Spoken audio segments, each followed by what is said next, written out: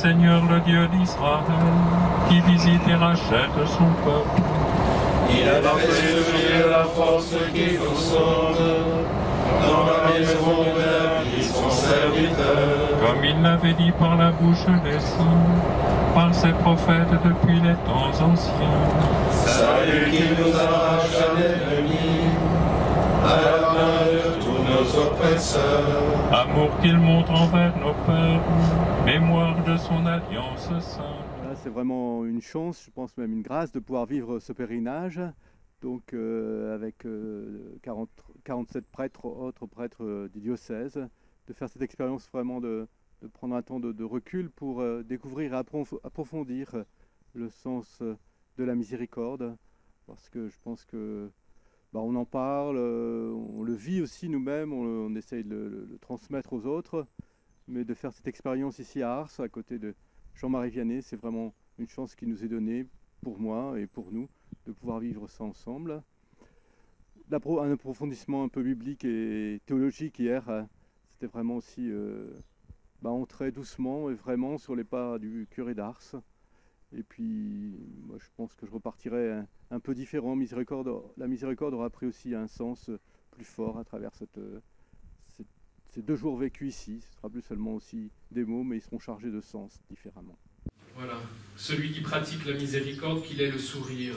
Ça, c'est pas du Saint Jean-Marie Vianney, c'est du Saint Paul aux Romains, chapitre 12, verset 8. Mais on sait combien le curé d'Ars ne s'en est jamais départi de ce sourire.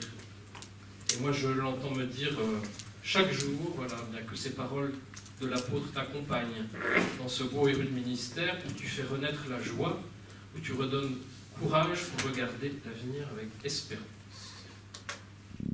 En ce mardi après-midi, il nous est proposé de vivre des marches de pèlerinage à Ars, sur les pas du Saint-Curé d'Ars, de se rendre sur les lieux importants qui ont marqué la vie du Saint-Curé, notamment la maison, son presbytère, visiter aussi et se rendre sur le monument de la rencontre, ce que je viens de faire, mais aussi en cette année du jubilaire de la miséricorde, c'est la proposition de passer à Porte Sainte, de recevoir le sacrement de la réconciliation, de prendre un temps d'adoration, un temps de prière aussi au niveau de la chapelle où se trouve le cœur du Saint-Curé d'Ars.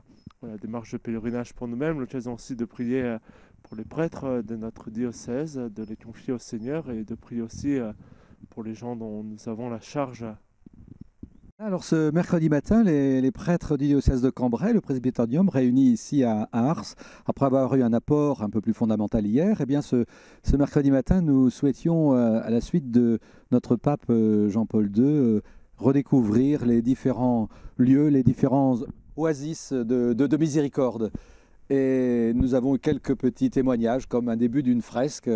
Il y avait par exemple Emmanuel qui nous a parlé du monde des jeunes, André du monde des migrants.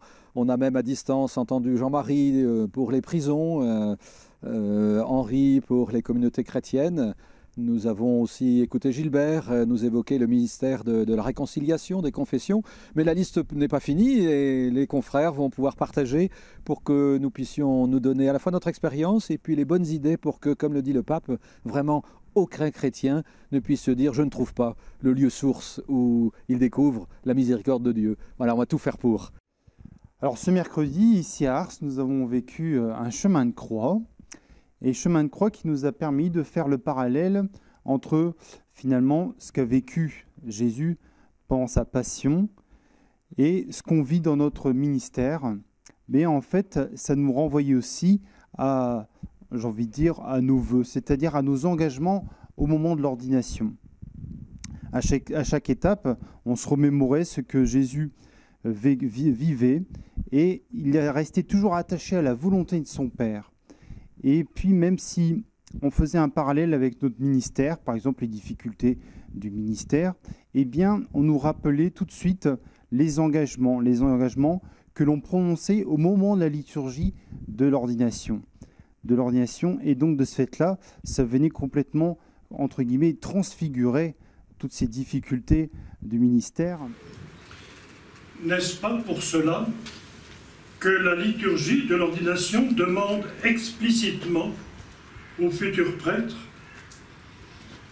Voulez-vous célébrer avec foi les mystères du Christ, tout spécialement dans le sacrifice eucharistique et le sacrement de la réconciliation, selon la tradition de l'Église, pour la louange de Dieu et la sanctification du peuple chrétien.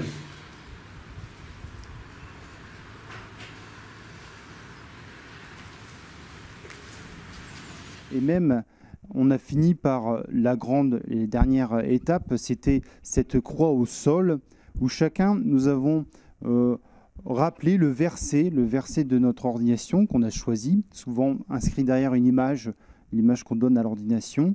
Et on l'a bien sûr rappelé en le disant tout haut, et on allait poser un lumignon auprès de la croix au sol. Et donc même si cette croix était longée au sol, eh bien par toutes ces multiples lumières mises côte à côte par mes frères prêtres, eh bien nous avons vu qu'elle était elle aussi transfigurée. Cette mort eh bien était transfigurée et nous appelait à la résurrection. Voilà, magnifique chemin de croix. Première lettre de Jean, chapitre 4. Ce n'est pas nous qui avons aimé Dieu, mais c'est lui qui nous a aimés.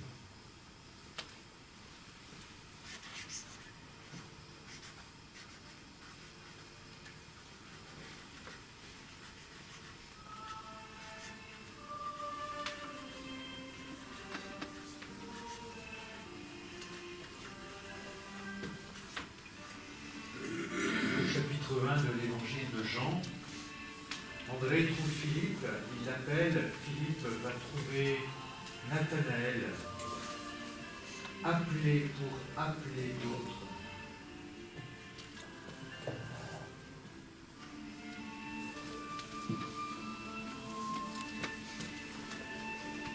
Saint Paul aux Philippiens, pour moi vivre c'est le Christ.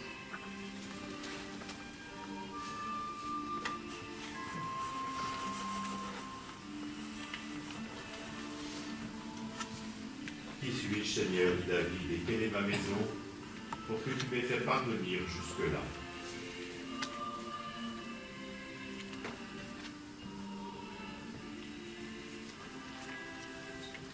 Pour Saint Luc au chapitre 18, que veux-tu que je fasse pour toi?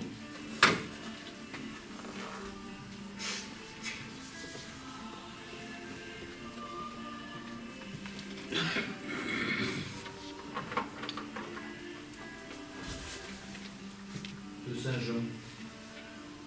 Moi, dit Jésus, je suis venu pour qu'ils aient la vie et pour qu'ils l'aient en abondance. Je pense que nous avons vraiment reçu une grâce ici du curé d'Ars, une grâce de joie et de simplicité. On a eu vraiment de très beaux temps de prière, de partage, de rire, de réflexion qui sont assez inhabituels. On a plus l'habitude dans le diocèse de parler des paroisses, de l'organisation, des projets, tandis que là, on a parlé vraiment du cœur de notre ministère. On a ouvert vraiment nos cœurs les uns devant les autres et devant le Seigneur surtout. Et ça a vraiment été une grande grâce en cette année de la miséricorde.